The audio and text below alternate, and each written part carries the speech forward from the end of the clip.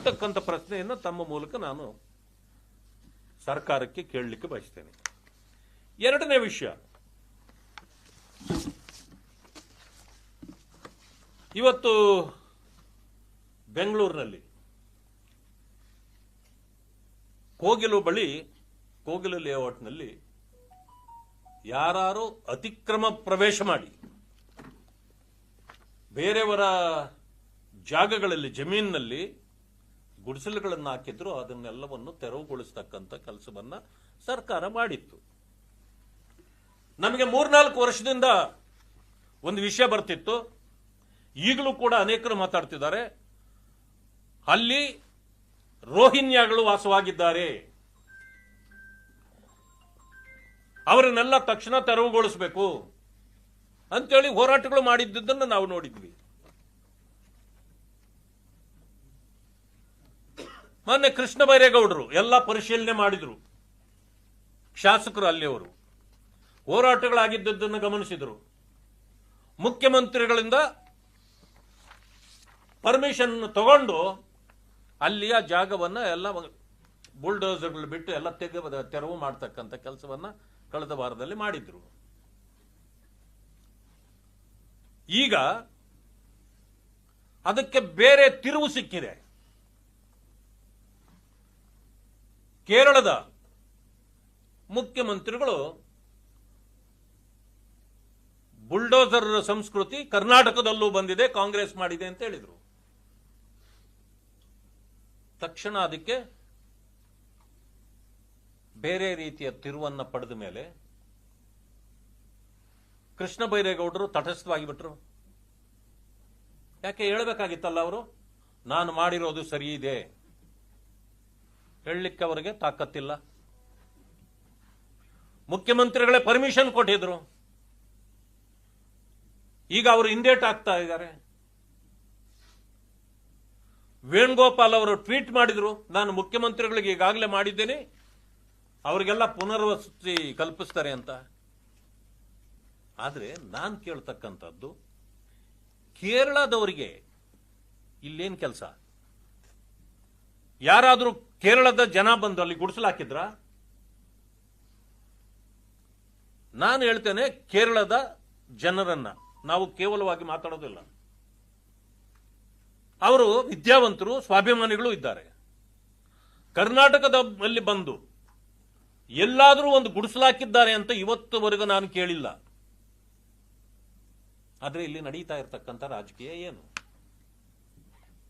ಪಿಣರಾಯಿ ವಿಜಯನ್ ಅವರಿಗೂ ಇಲ್ಲಿಗೆ ಸಂಬಂಧ ಏನು? ಅಂದ್ರೆ ನಿಮ್ಮ ಸರ್ಕಾರ ಈಸ್ ಎ ವೀಕೆಸ್ಟ್ ಗವರ್ಮೆಂಟ್.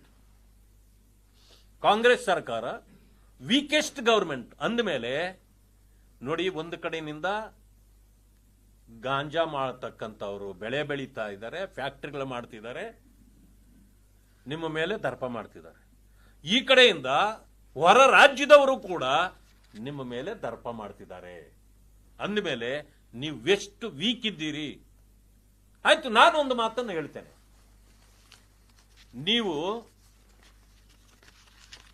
ನೀವು ಯಾರು ಗುಲಾಮರಾದ್ರೂ ಆಗ್ರಿ, ನೀವು ವೇಣುಗೋಪಾಲ್ ಅವರ ಗುಲಾಮರು ಬೇಕಾದ್ರೂ ಆಗ್ರಿ,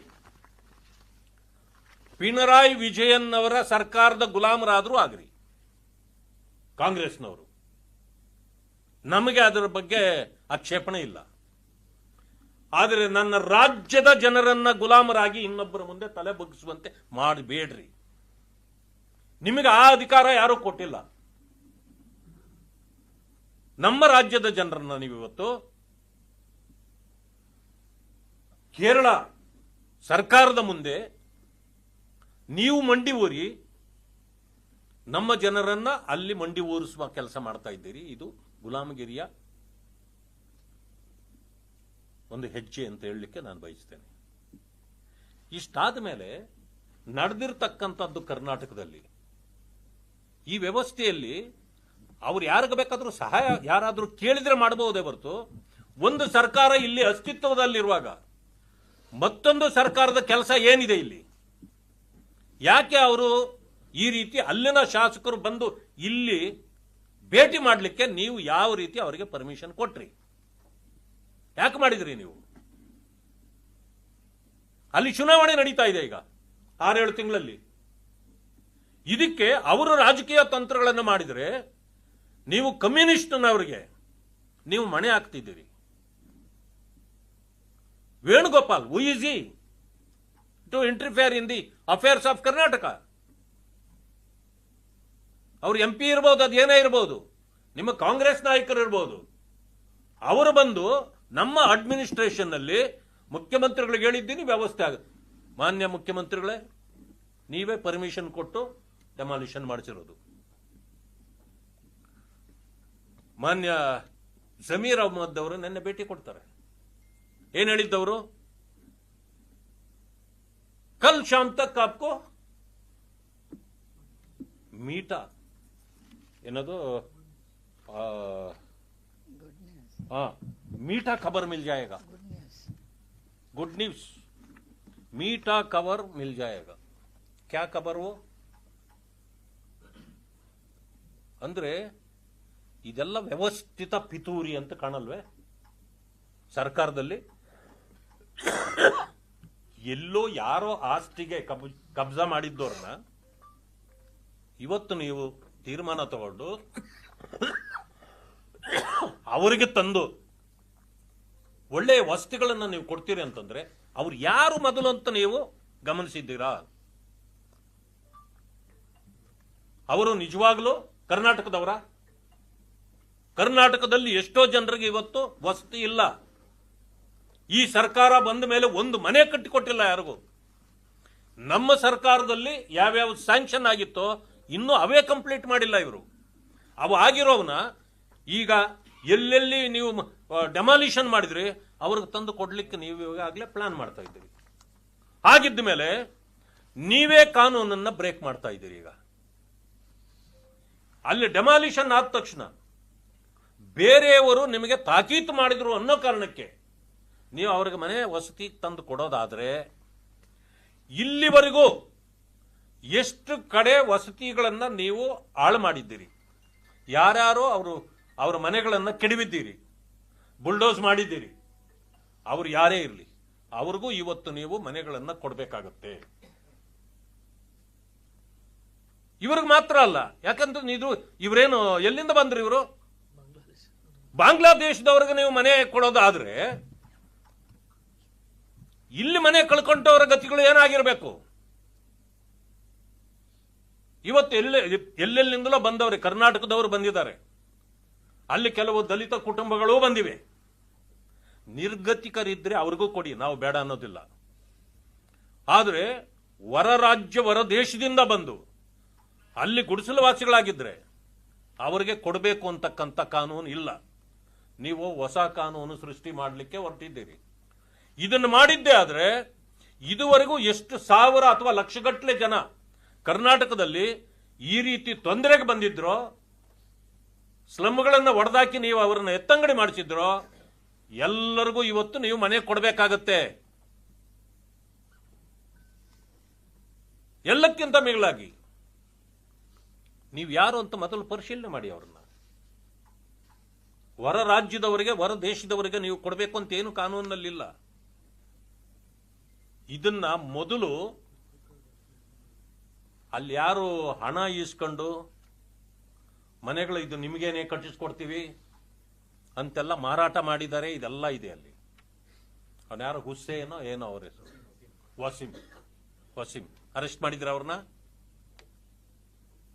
ಯಾಕಿನ್ನೂ ಅರೆಸ್ಟ್ ಮಾಡಿಲ್ಲ? ಅಂದ್ರೆ ನಿಮ್ಗೇನು ಮಾಹಿತಿನೇ ಇಲ್ಲ ಸರ್ಕಾರಕ್ಕೆ. ನೀವೆಂತ ಗುಜರಿ ಸರ್ಕಾರ ಮಾಡಲಿಕ್ಕೆ ಬಂದಿರ್ರಿ ನೀವು? ಈ ಅನುಭವದ ಕೊರತೆ ಇದೆಯಾ ನಿಮಗೆ? ಏನನ್ಬೇಕು ಈ ಸರ್ಕಾರನ? ಏನ್ ನಡೆದಿದೆ ಅನ್ನೋದೇ ಗೊತ್ತಿಲ್ಲ, ಅಲ್ಲಿ ಯಾರು ಇದ್ದಾರೆ ಅನ್ನೋದೇ ಗೊತ್ತಿಲ್ಲ. ಒಂದು ಕಡೆಯಿಂದ ನೀವೇ ಡೆಮಾಲಿಷನ್ ಮಾಡ್ತೀರಿ, ಮತ್ತೊಂದು ಕಡೆಯಿಂದ ನೀವೇ ಅವರಿಗೆ ವಸತಿ ಕಲ್ಪಿಸ್ತೀನಿ ಅಂತೀರಿ. ಎಂತ ಗುಲಾಮಗಿರಿ ಸರ್ಕಾರ ಇದು? ನಾವು ವಿರೋಧ ಪಕ್ಷದಲ್ಲಿರಬಹುದು, ನೀವು ಮಾಡಿದ್ದನ್ನೆಲ್ಲ ಒಪ್ಪಲಿಕ್ಕೆ ನಾವು ಸಾಧ್ಯ ಇಲ್ಲ. ಈ ವ್ಯವಸ್ಥೆಯನ್ನು ಹಾಳು ಮಾಡಿದ್ದನ್ನು ನಾವು ಸಹಿಸೋದಿಲ್ಲ.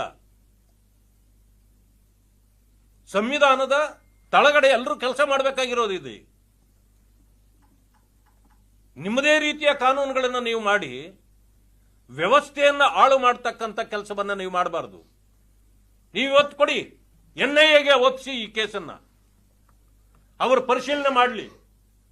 ಯಾರು ನಿಜವಾಗಿಯೂ ಈ ರಾಜ್ಯದವರು ಅಥವಾ ಇವರು ಮೂಲ ಎಲ್ಲಿಯವರು, ಇವರು ಎಲ್ಲಿಂದ ಬಂದಿದ್ದಾರೆ, ಅದೆಲ್ಲ ಮೊದಲು ಪರಿಶೀಲನೆ ಆಗಲಿ. ಅದಾದ ನಂತರ ತೀರ್ಮಾನ ತೆಗೆದುಕೊಳ್ಬೇಕು. ರಾಜೀವ್ ಗಾಂಧಿ ವಸತಿ ಯೋಜನೆಯಲ್ಲಿ ನೀವು ಎಲ್ಲಿಯೋ ನೀವು ಡೆಮಾಲಿಷನ್ ಮಾಡಿಬಿಟ್ವಿ, ಅಲ್ಲಿ ನಿರ್ಗತಿಕರಾದರು ಅಂತೇಳಿ ನೀವು ಕೊಡ್ಲಿಕ್ಕೆ ಬರೋದಿಲ್ಲ. ಕಾನೂನಿನಲ್ಲಿ ಆ ರೀತಿಯ ಅವಕಾಶ ಇಲ್ಲ.